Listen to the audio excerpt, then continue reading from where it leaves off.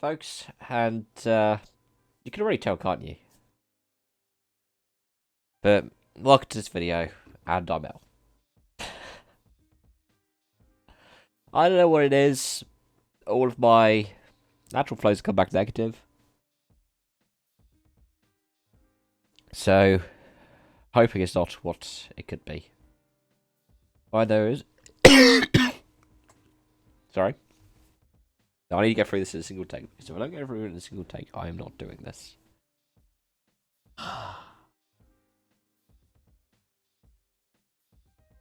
The thing is, I'm already being made to weep just by how hard it's feeling to make a video right now, especially because I've got to have the light on for you to see my face. But let's talk about the week ahead. Look a bit further back and talk about something that's on my mind. You can find it already touched down in the description below. This week got the Extreme Me finale. In addition to that, I'm hoping to do reviews of the predictions I made, start the season for F1 and the WRC, including putting corrections in for what went wrong or what I got wrong. Not that. Oh, this is a bit of a spoiler. Not that I got much wrong. But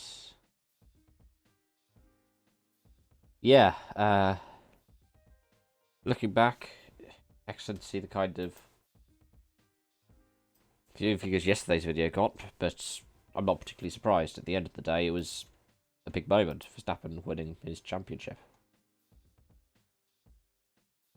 I mean, for now, we don't know what's going to happen with a High Court injunction or the sporting appeal body, but I'll talk about that in a second. Overall, I'm quite happy with the turnout that I've gotten, and luckily, only seen one person who's been trying to be racist on any of my videos this week. Which, given the amount of people who've been tuning in, it's impressive. Sorry, that person's already sent off, reported and everything, but you know, be nice to each other. And don't send deference at Latifi or Mick Schumacher. Gosh, can't believe that actually doesn't go without saying.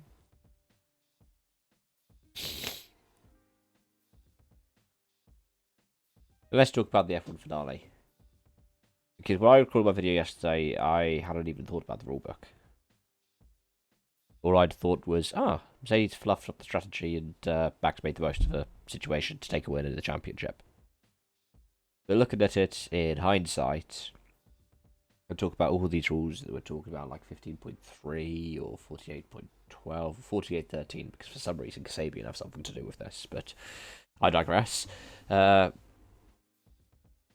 has control over the safety car, and apparently 48.13 overrides 48.12. I don't know. At the end of the day, Merck were the only ones with an actual legal expert in there. So, what happens when it goes to appeals? If they take it outside of sport and go to any kind of national court, will very much depend on who has the best lawyers. The way I see it, I could see FIA making the case they've made, but for me, it's also disappointing that they make the case they've made. Not because of the ramifications out of the championship. At the end of the day, if they let every lap car through and Lewis lost the title, then that'd be that. It's the fact that they did fully follow the rules. Like, from what I can see, 48.12 clearly states that all cars that are lapped are required to pass a safety car, which didn't happen. Because even though it says lapped cars may pass a safety car, the rule itself takes away that conditional of may, so puts it in a choice to required to, which means they have to. What happened is those other lap cars further back were in the way of, like, Sainz and Tsunoda. That would have been a fun four-way scrap of the race at the end of it. Seeing if Carlos wanted to intervene as well and either push Hamilton down to third or go for his first win. or tried to take second off of Max on the start. That would have been so much fun to see. But alas, it's not what we saw.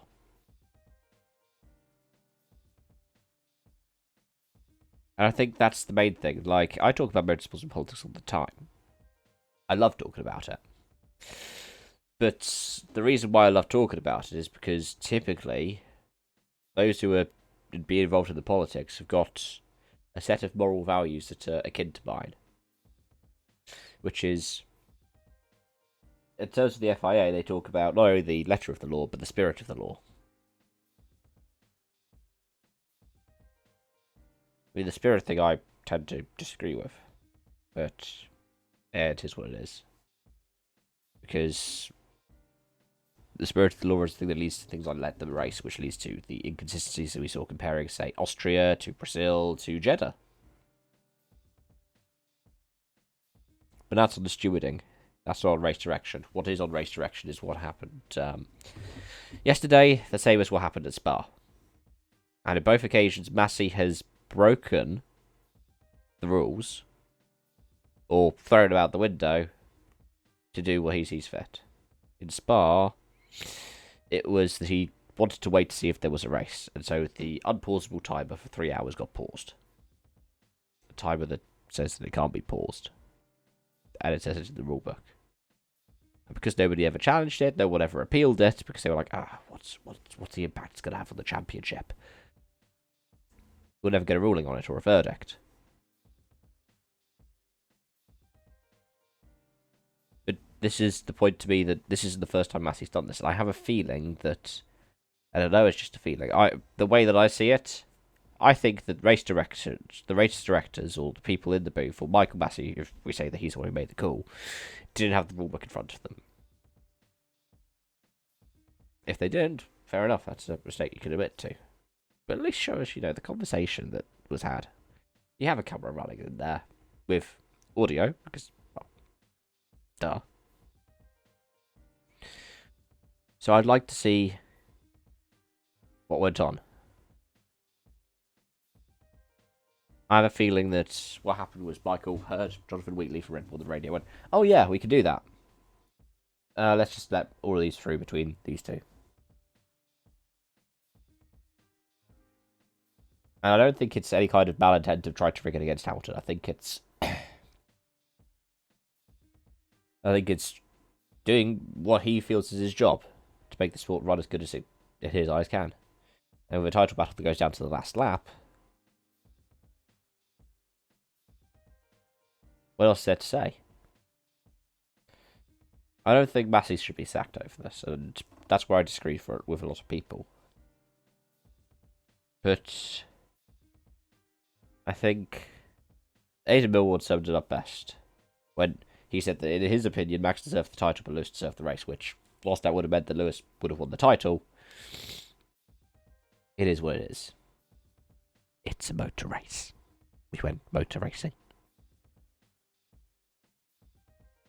And I think that's it. I think that's the big thing that really annoys me. Because I'm a political person, otherwise I wouldn't have done a degree in politics. But what really infuriates me, looking at the UK government at the moment, is that you have a government who... Let's not even talk about the Christmas party stuff that's dominating the headlines. Let's go back a few months to the renovations thing. Boris Johnson was accused of using Tory party donors and their funding to renovate number 10 Downing Street. He's since been found guilty of breaking the Electoral Commission rules and had to pay a fine, or the Conservatives had to pay a fine on his behalf. But what Boris did at the time was he set up his own commission involving professionals he worked around, with him at the top delivering the ruling. Why were we surprised when Boris said that he did nothing wrong according to a team headed by him? A report that he's commissioned into himself, that he's placed himself at the figurehead of. Why were we surprised? And that's where I'm disappointed. What we have in F1 is that same situation now. I don't mind the politics of motorsport. I don't mind the rules, regs, and everything like that. I love it. And I don't mind when it's, you know, it's contentious. I mean, look at Brazil, for example, or Saudi Arabia, or Monza, or Silverstone, or Imola, or Bahrain. Go back to the season opener. Or go back even further, talk about Ferrari's engine and everything like that. I love talking about that stuff. It's the nitty-gritty that I love. But this, it's not an FIA thing. WRC doesn't have this problem. Formula E doesn't have this problem. Dakar doesn't have this problem. Any other FIA sanctioned series doesn't have this problem. It's just an F1 thing. Just an F1 thing. And I think that's what's obsessed me the most. Anyways, those are my thoughts. Thank you all so much for watching and listening to them as well. Keep it respectful. Have a brilliant rest of whatever it is you've got going on at the moment. Hope to see you around. Bye-bye. For now.